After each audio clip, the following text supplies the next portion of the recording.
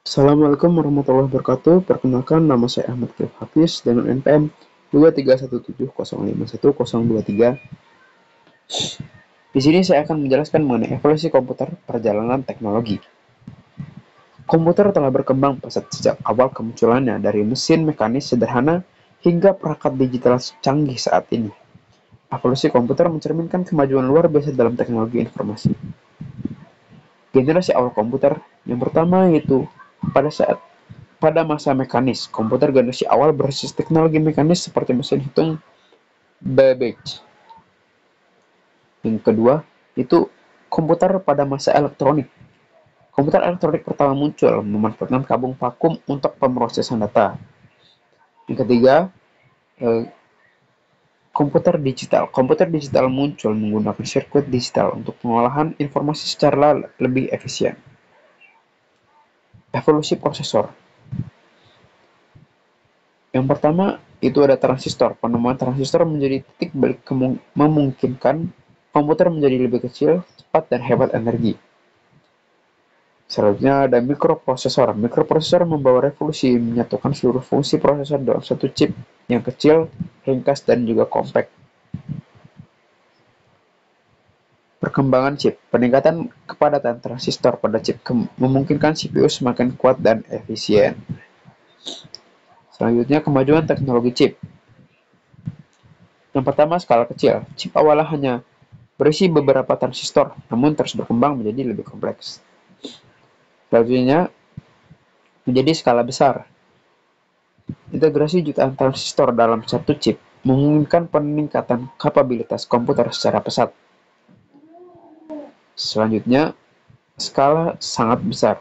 Teknologi fabrikasi maju memungkinkan pembuatan chip dengan miliaran transistor dalam ukuran kecil. Selanjutnya yaitu peningkatan kecepatan dan efisiensi pada prosesor. Yang pertama, frekuensi tinggi. Kemampuan chip untuk beroperasi pada frekuensi yang semakin tinggi meningkatkan kecepatan pemrosesan. Kedua, konsumsi daya yang lebih rendah. Teknologi fabrikasi maju memungkinkan CPU beroperasi dengan konsumsi daya yang semakin efisien. Yang ketiga, yaitu paralel komputasi. Pengembangan arsitektur paralel meningkatkan kemampuan pemrosesan dengan melibatkan banyak inti. Selanjutnya ada inovasi arsitektur atau arsitektur CPU, CISC. Arsitektur CISC memungkinkan instruksi kompleks dalam satu siklus, mempercepat pemrosesan. Selanjutnya ada RISC. Arsitektur RISC memungkinkan arsitektur yang lebih sederhana, meningkatkan efisiensi dan kecepatan. Yang ketiga yaitu VLIW. Arsitektur VLIW memecah instruksi menjadi beberapa bagian dan mengeksekusinya secara paralel. Pada zaman sekarang, prosesor tuh banyak yang pertama menggunakan multicore. Prosesor multicore memungkinkan peningkatan kemampuan komputasi paralel dalam satu chip. Yang kedua ada GPU. Menggunakan GPU atau penggunaan GPU semakin berperan penting dalam komputasi grafis dan kecerdasan buatan. Yang ketiga, CPU bertenaga rendah. CPU bertenaga rendah memungkinkan perangkat portable beroperasi dengan konsumsi daya yang efisien, contohnya seperti laptop-laptop zaman sekarang. Prospek masa depan. Komputasi kuantum. Komputasi kuantum menjanjikan peningkatan komputasi pemrosesan yang jauh lebih cepat dan juga lebih ringan, dan tentunya disesuaikan dengan harganya yang lebih mahal.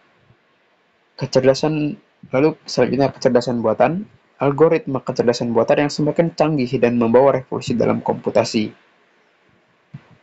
Segitu saja materi dari saya mengenai arsitektur komputer atau arsitektur dari CPU, evolusi komputer perjalanan teknologi. Terima kasih. Wassalamualaikum warahmatullahi wabarakatuh.